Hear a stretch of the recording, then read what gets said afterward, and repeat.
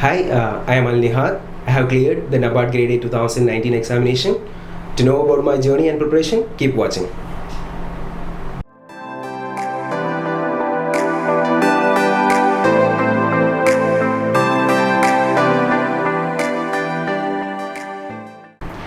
Hi friends, welcome to EduTap. So welcome to yet another interview as a part of Interview with Toppers series for NABARD Grade A 2019. So guys, today we have Mr. Nihad Mohammed with us. So first of all, Nihad, congratulations from the entire team of EduTap. Thank you. And secondly, thank you so much. You took time out and you are here from Trivandrum, right? Yeah. So he's here from a long way at our office, and thank you so much for that. And congratulations, as I told you, from the entire team of EduTap. So let me just tell you, this was the first attempt of Nihad with regard to NABARD Grade A, and he has cleared it in the very first attempt. Let me just give you a quick background about him so that we can just begin a conversation. So his educational qualification, he is a postgrad in biological sciences, so he has done an integrated degree. So you can say that he's 2018 pass out, so 5 years at a stretch he had studied from 2013 to 2018 from IISER, it's in Trivandrum, right? And let me tell you, he is a UPSC aspirant, right? So after 2018 he started preparing for UPSC, and then in 2019 he gave his first attempt prelims, though he was not able to make it. And it is then after that he realized that he can just go for other examinations as well. Let me tell you one interesting fact out here. When I asked him how did he come to know about NABARD examination, he told me that if you remember, last year we had taken an interview with one of the toppers for RBI Grade B. He was Mr. Niranjan. So the academy where Nihad was studying, Niranjan was actually teaching there one of the subjects. So he had announced in the class regarding NABARD examination. It is there when he got to know about NABARD, and then we'll figure out and we'll ask him as well what turned out after that, right? So there are two examinations that he has given till now. One is UPSC prelims in 2019 and the other is NABARD Grade A 2019. So one examination he cleared and he's with us. So before we go on and know his marks and other things, I would just like to get to know him first. So Nihad, I would first like to know why UPSC immediately after your postgrad. I had my post-graduation in biological sciences, and the only option out there was to pursue a PhD in biological sciences itself. But it didn't appeal to me much, and I also needed a job immediately.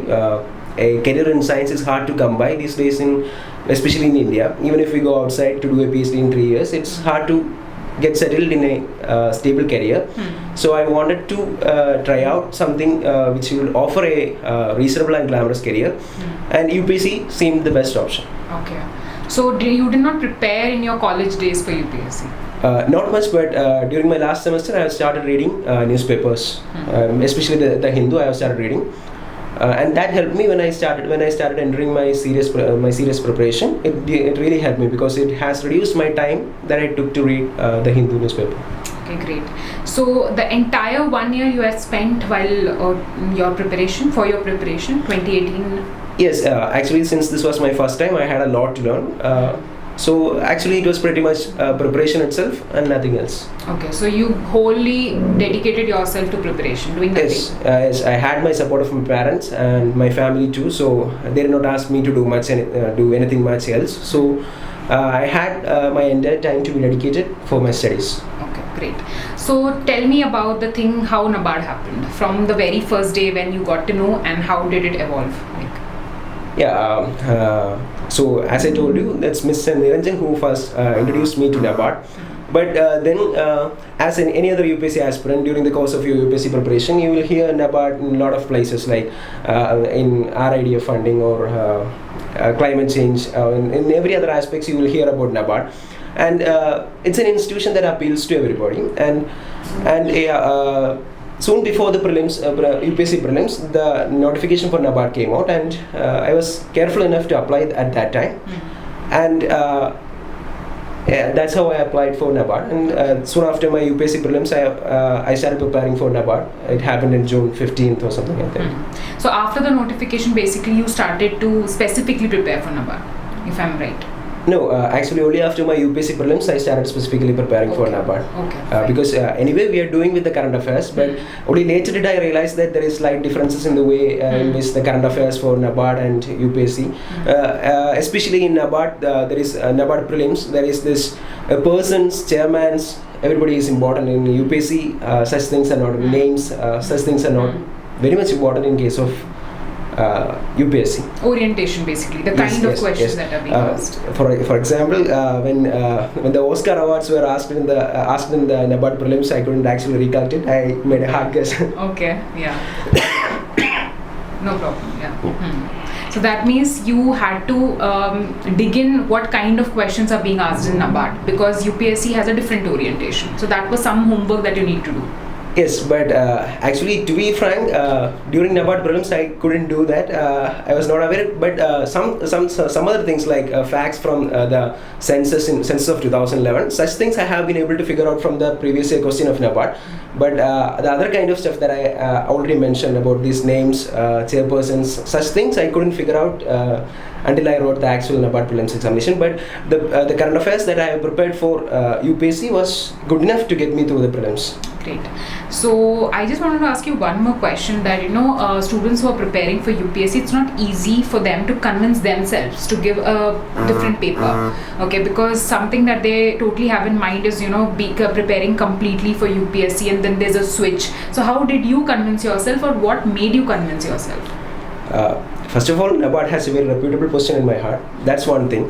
And the other thing is, since I have started preparing, for the first 1 year I was actually concentrating only on UPSC like any other aspirant. But the very idea of thinking that if I don't clear UPSC prelims this year, then it will again take 2 long years to get a job, that actually convinced me to try other exams. If you lose out on prelims in 2019, then you can get a job only in 2021. So there is going to be another 2-year long gap. So I had my own pressures to get a job immediately. So I tried NABARD. So basically, I would say that job security is something which drove you towards writing something else as well. I think that's everyone will be looking for, and I'm also one among them. Great, yes. So tell me, Nihad, about your strategy. Let's just figure out how you went step by step. So let me just tell you his marks for phase 1, and then we'll get to know from him how did he prepare for phase 1 examination, right?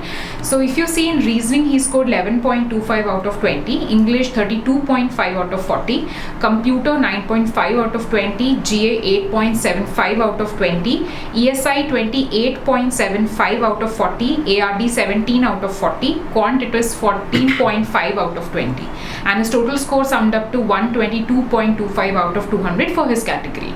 So Nihad, the scores are very decent, right? And each of the section you have managed to clear the sectional cutoffs, and they are good scores, okay?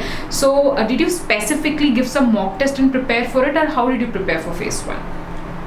For phase 1, I started by doing NABARD's previous year question paper. It was available in some apps, and I did start from preparing by doing some previous year question papers. And that actually gives you the confidence, because when I first solved it, I could score somewhere near the cutoffs of the previous year itself. So that gave me the confidence.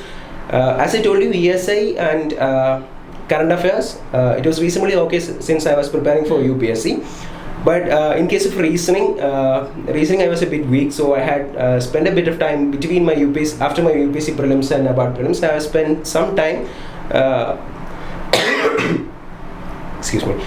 trying to solve this reasoning question, especially those puzzles and all.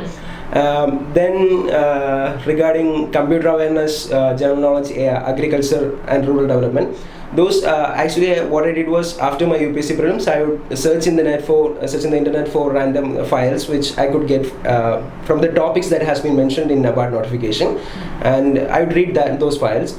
At the time I did not know much about EduTap, so I had to rely on these random files, and I don't know if it helped. I don't remember if it helped much, but it was good enough to take me through, I think.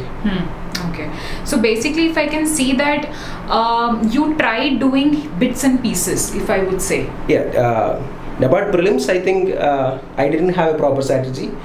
I just studied whatever came to me, whatever I thought may ask. I took chances. Yeah, it was bits and pieces, and there was no specific strategy for it. Maybe it was a bit of luck too. I did it was a bit of luck, I think. Okay, so I think there are two things. He had given his one complete year for UPSC preparation. So unknowingly also you know many things, right? Yes. That happens. Yes. And then when you start giving like mock test, as he said, the first step that he took was to solve the previous year question papers. So when he started solving that, he realized that he could do those questions, right? And that gave him the push ki, okay, let me appear for NABARD as well.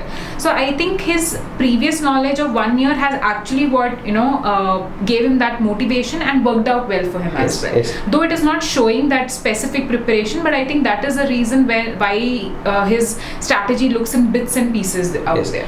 Actually, if you do that 1 year of UPSC preparation diligently, what it's like is, I told about random files that I started reading. Even though those are new things, but I can build it upon some basis, because I already have some base in agriculture, economic and social, anything.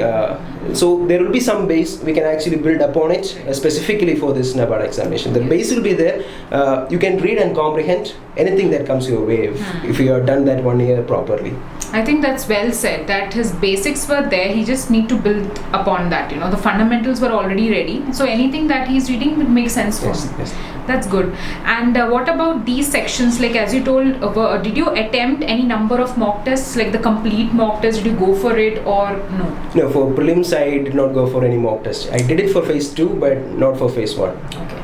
So guys, here I would just like to point out one thing, that we get so many candidates, right, and each one is very different, right? Now what happens is, I could understand the psyche of the students as well, like when Nihad is saying that I did not give mock test, okay, so it might sound unreal, okay, it might be like but let me add here that I did not give mock test because I was feeling confident of some 30 odd mock tests I have been giving for UPSC. So I have been giving this serious mocks for UPSC for the past six months or so. So I was feeling that I can sit in an exam hall, I can concentrate for those 2 odd hours, and I can completely concentrate on the paper. It's that confidence actually. I did not go for mocks in NABARD.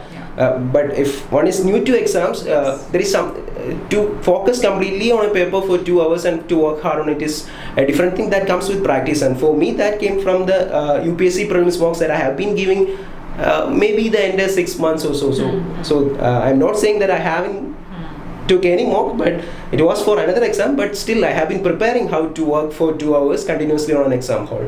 So that's what the candidates need to understand, the person might be previously working for something else, and whatever he has done in that process is going to help him out in NABARD. So this is not like one size fits all approach, wherein if Nihad is not giving specific mock tests, it's not that you all also can skip. You need to identify your strength, okay, and then you need to apply it accordingly. Here we are just understanding what a person has gone through in this entire journey, right?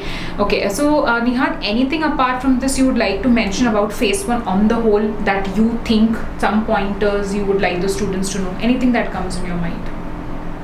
As I told, I think had I had a proper strategy and a proper materials to cover everything, maybe I could have scored better, because my marks is not so great in terms of phase 1. So I'd say, had I got a strategy, I was not sure after the phase 1 that I would definitely be clearing the phase 1. So I started preparation for phase 2 only after the phase 1 results were out.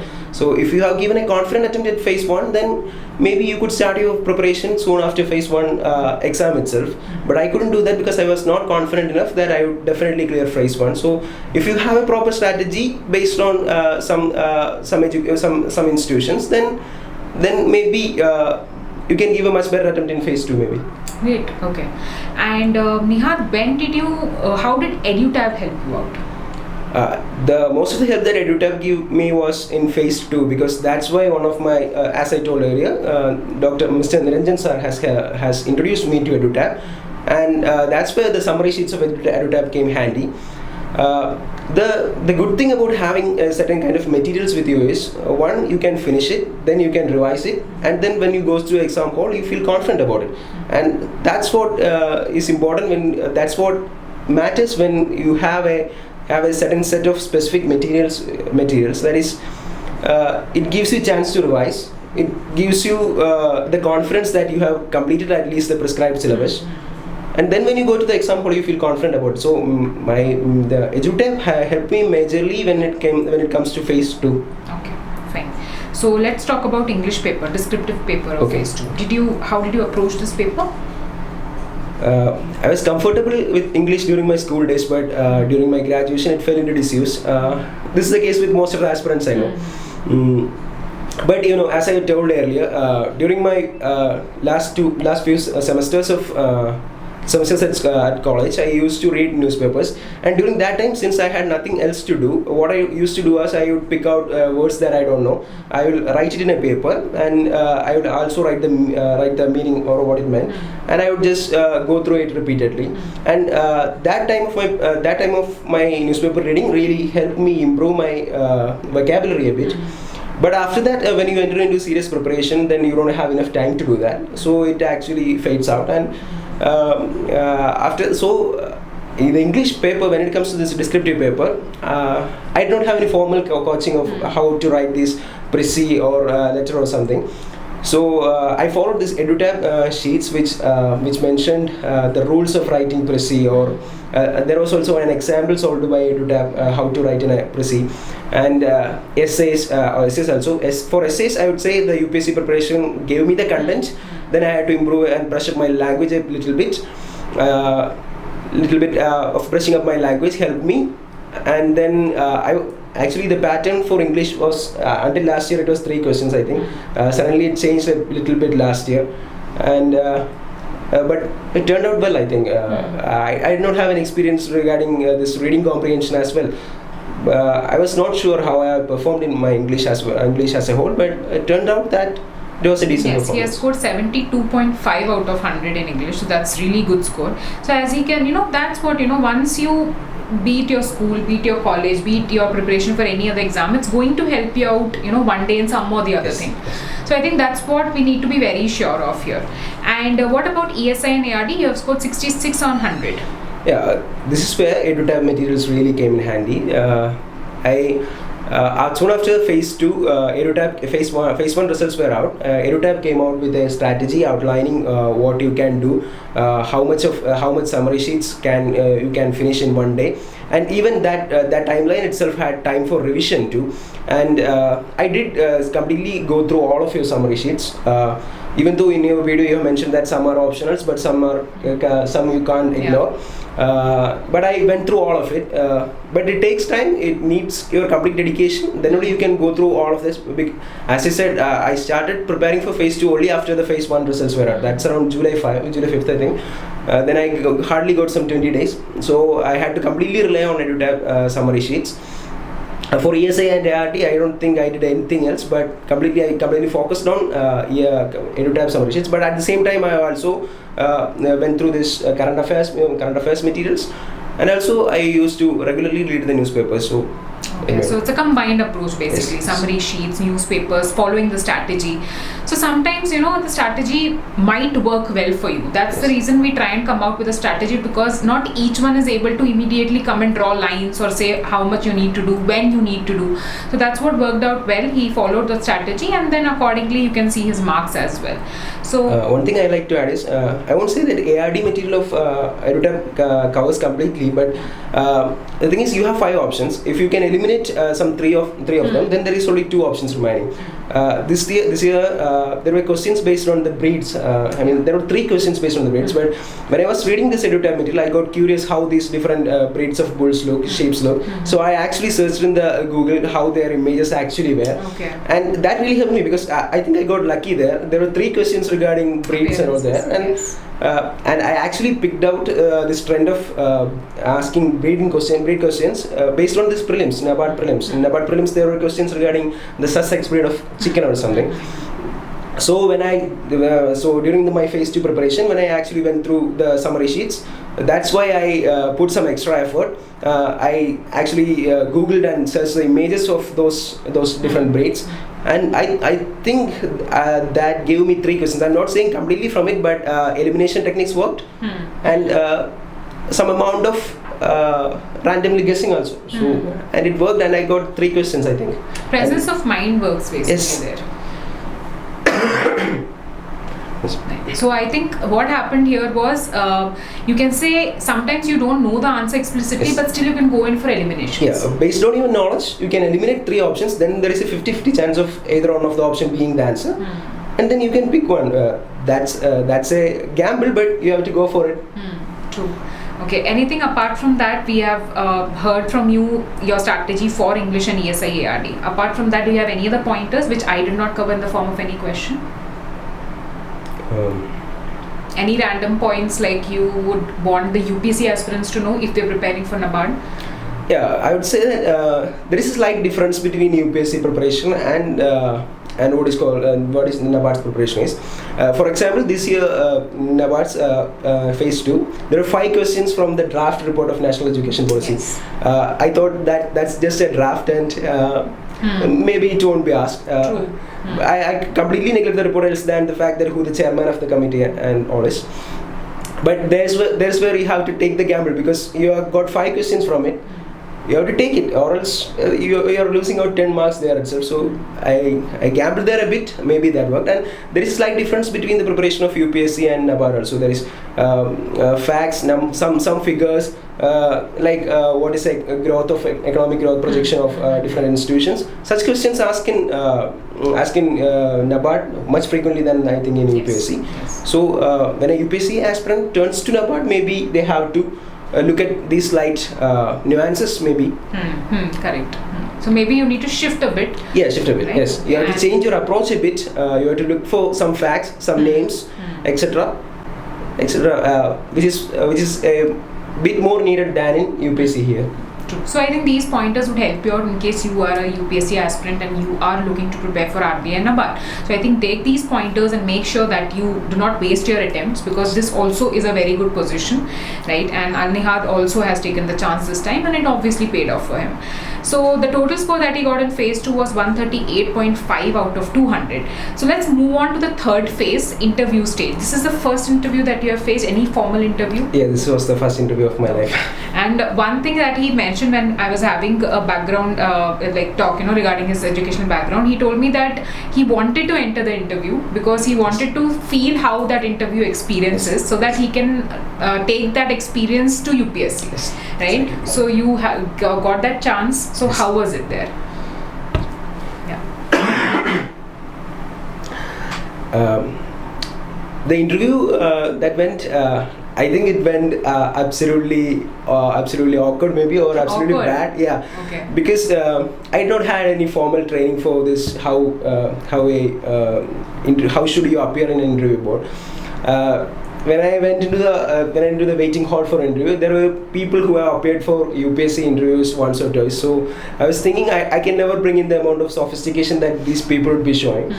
Then I decided all I can do is be honest in front of the interview board. That's the only aspect that I can project of myself, because I definitely can't match the sophistication that an UPSC aspirant brings in. So I went in there.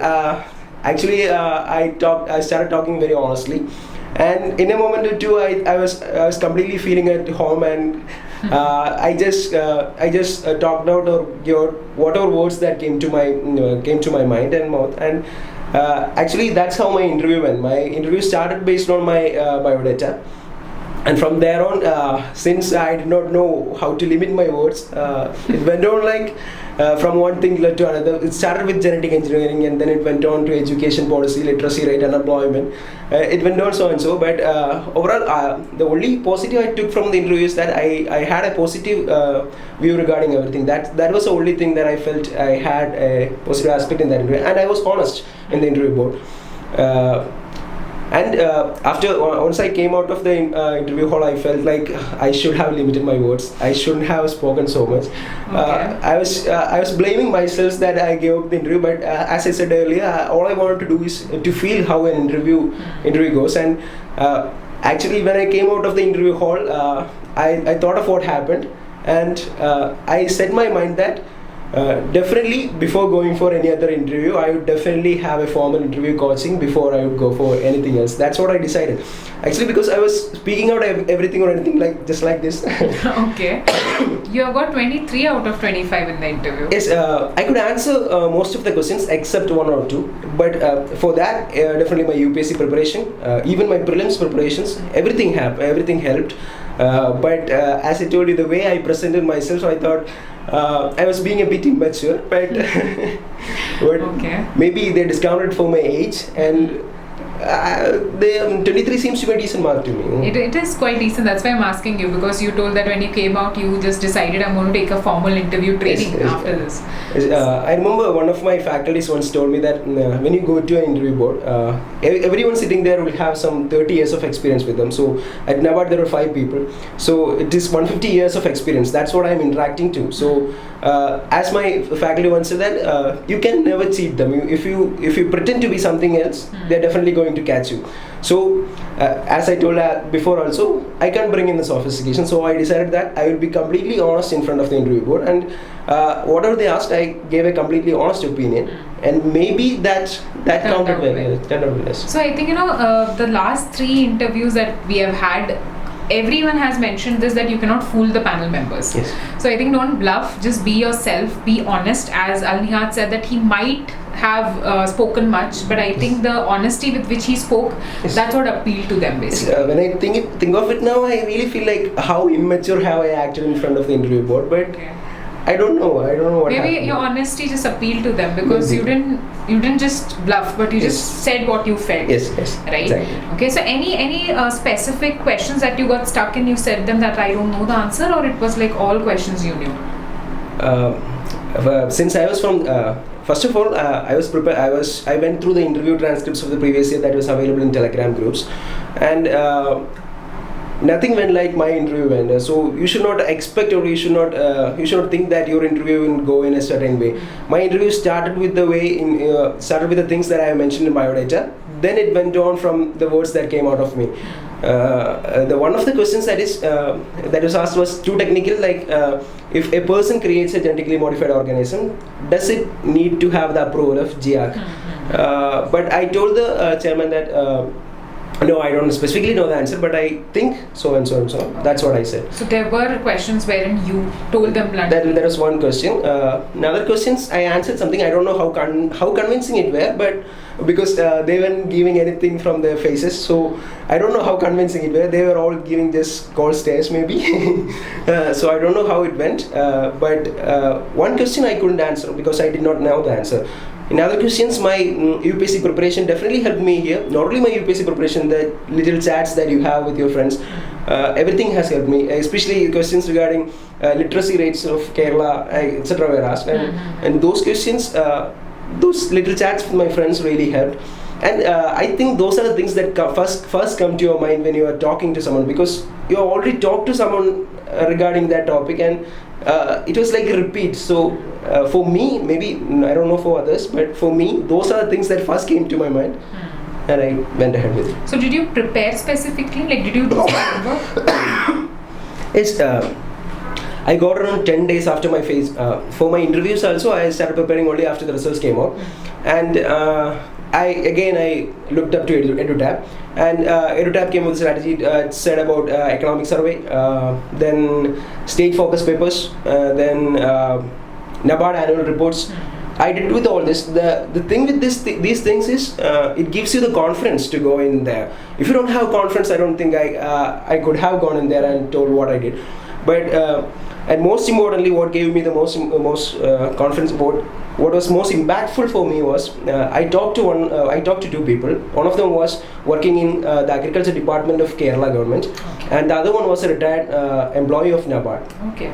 So anyway, the condition of agriculture in your state is an important aspect, and talking to a person who has first-hand experience in dealing with it, it actually helped me. It gave me the confidence that yes, I know about the state of agriculture in Kerala.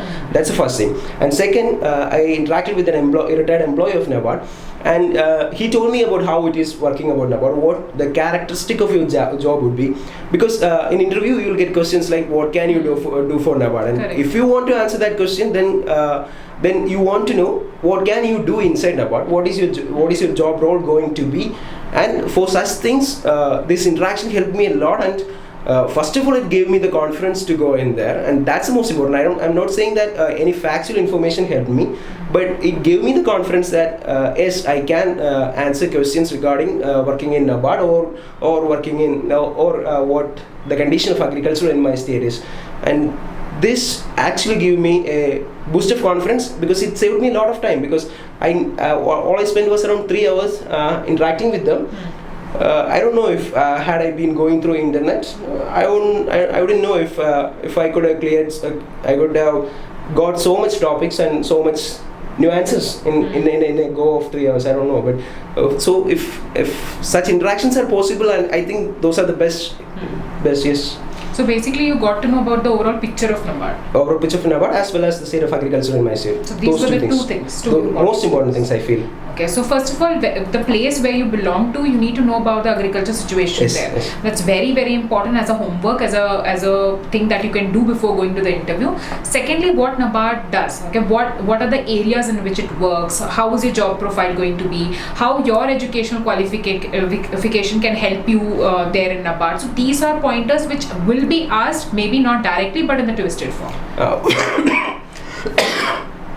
One thing to add is there is this NABARD online channel in YouTube, and they comes up with videos of the transformations that they have brought in people in the rural areas. Okay. And you should I think I watched those videos during my it's like I would study for some hours, and then I would watch 2-3 videos of this, and then I would go back to my studies. And these things, first of all, it makes NABARD appealing to you. It makes you believe that if you are in NABARD, then you could work for some social cause. And also it gives you an idea. Those videos, it's mostly the senior managers who appear, but still you would understand what's the kind of projects that NABARD takes up, how it works with NGOs. And such things really helps you, because such a question was thrown at me, that is, what can you do for NABARD? So if you know what NABARD does, then you can easily answer that question. Exactly. And such videos definitely helps. Great. So these are some interesting pointers regarding interview. Like, he told these small things, these really make a big difference, and that's the reason you can see it is reflected in his interview scores as well, right? And the NABARD brings out those videos, right? Yes, NABARD online So channel. I think these you need to check, okay, because obviously it is going to help you out. Once you know what NABARD is doing, you can definitely answer the question how you would help in NABARD, right? Yes. Great. So Nihad, anything else apart from this? Any other pointers that is coming to your mind, extra, or I think you have spoken about your strategy completely? Yeah, spoken about my strategy, I would say that believe in yourselves. At the same time, doubt yourselves, because if you believe in yourselves, you have the belief that one day you could clear the exams, and these doubts that you have of yourselves makes you work harder. That should not be something that demotivates you, but that should make you work even harder. The belief should be that if you work hard, you can get there. And the doubt should be about the work that you're doing, and you have to constantly adjust with that.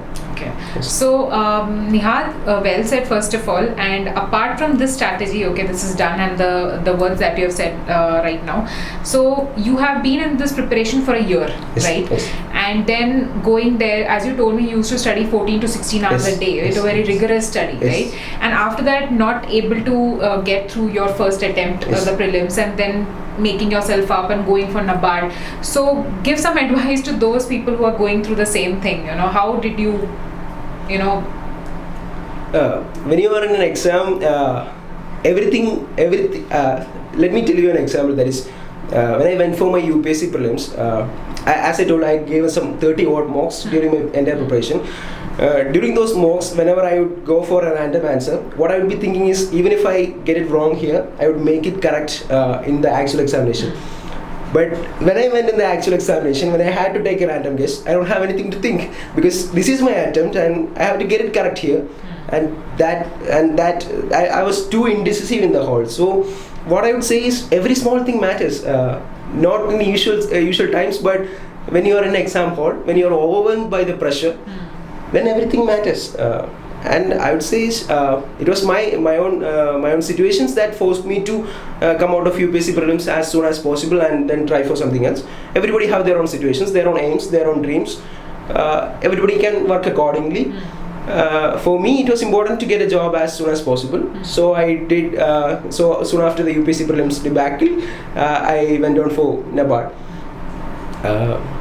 That's it. So I think, yes, just realize what are your strengths, your weaknesses, work on them. As he said that in the hall, he realized that, he was not able to handle the pressure as he had thought, right? So that made him realize that thing and work upon that. He also told me he had done some meditation after that so that he could concentrate.